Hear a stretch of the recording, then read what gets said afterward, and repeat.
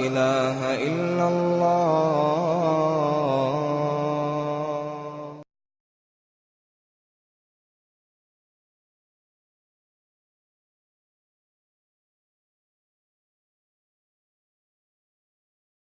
Non, donc c'est Jérôme, mon nom à la base. Sinon j'ai pris Islam comme nom après. Et c'est Bruce, mon nom de famille. J'ai 21 ans.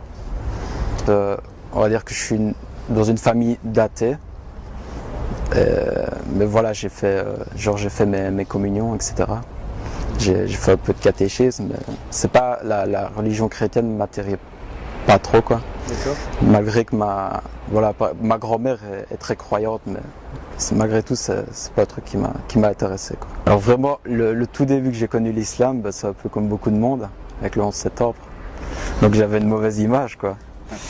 Donc voilà, j'avais l'image que les médias me donnaient. Des barbus, je sais pas, terroristes, femmes voilées, soumises, voilà, quoi. Les clichés habituels, quoi. Je me suis converti, c'était pour un intérêt, entre guillemets. Donc c'était une fille qui m'intéressait, voilà, tout simplement. Donc j'ai commencé à parler avec elle et tout ça. Et j'ai compris que si je voulais aller plus loin avec cette fille-là, je devais devenir musulman. C'était ça l'histoire. Donc moi je me suis dit, si je veux pouvoir être avec cette fille, il faut que je devienne musulman. Donc moi, depuis que je suis petit, l'idée de Dieu unique, c'était pas un problème. Ça, j'y croyais. Après, c'était le christianisme qui me posait un problème. Bah, l'idée de Dieu unique, ça, y a pas de problème. Donc moi, la première idée de l'islam au début, comment je le pratiquais, c'était voilà, les 5 prières, pas forcément à l'heure. Voilà, les 5 prières, pas manger de porc et pas boire. Ça se limite à ça. Tout le reste, c'est du luxe. Ouais, voilà, si on veut. On va dire que je connaissais pas vraiment, on va dire plutôt. Ça a évolué.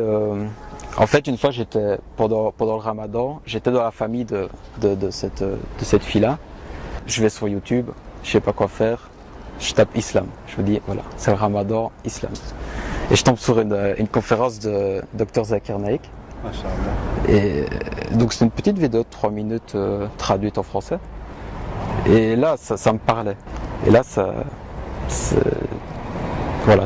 trouvais ça vraiment intéressant. Je me suis dit, là, subhanallah, ça me parle, quoi. C'est une religion qui me parle. Donc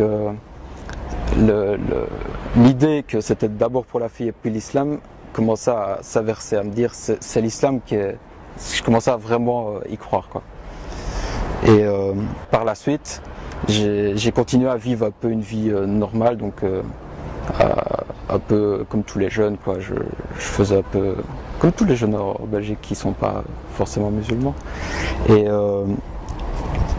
j'ai remarqué que au bout d'un temps, donc j'ai beaucoup fait ce genre j'ai mené ce genre de vie. Puis au bout d'un moment, j'en ai eu marre. Même j'exagérais un petit peu dans ce côté-là et je revenais un petit peu vers, on va pas dire la mécréance, mais dans des actes de non-musulmans, etc. Voilà. Et là, à un moment, j'étais un peu trop loin et j'en ai eu assez. Je me suis dit, c'est pas comme ça que je veux être, etc.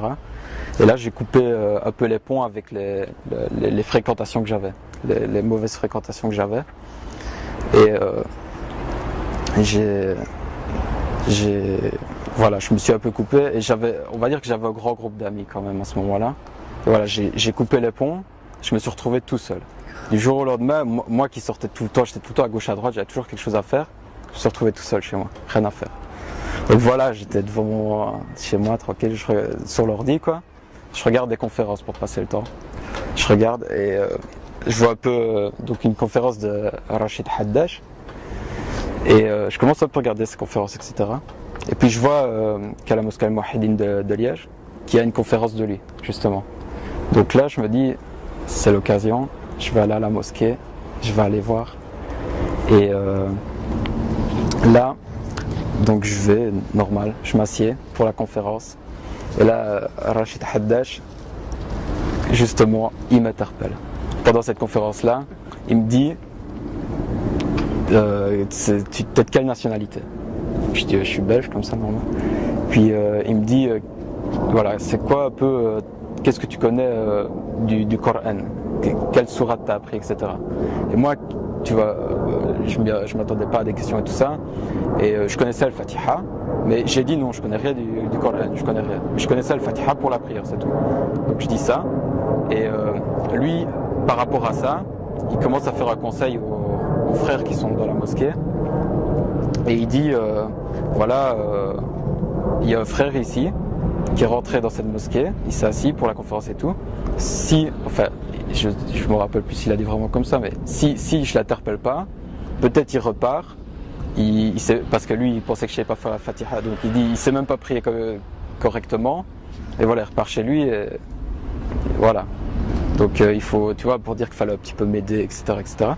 Donc après la conférence, directement, machallah, tout le monde qui vient près de moi, comment tu t'appelles, tatata, je commence à fraterniser avec les frères.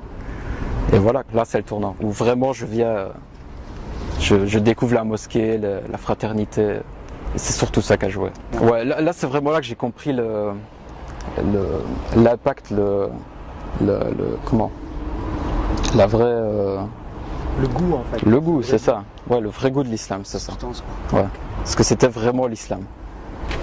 Alors, vraiment au tout départ, on va dire que ça a été progressif par rapport à mes parents, etc. Certains ont toujours du mal à l'accepter aujourd'hui. Genre ma grand-mère, justement, qui est chrétienne, et c'est de l'apostat pour elle. Enfin, j'ai trahi la religion, quoi.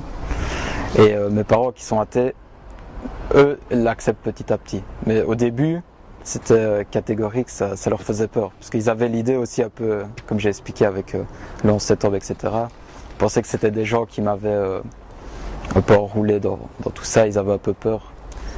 Et petit à petit, ils ont fini par accepter. Malgré qu'ils sont pas d'accord, quoi.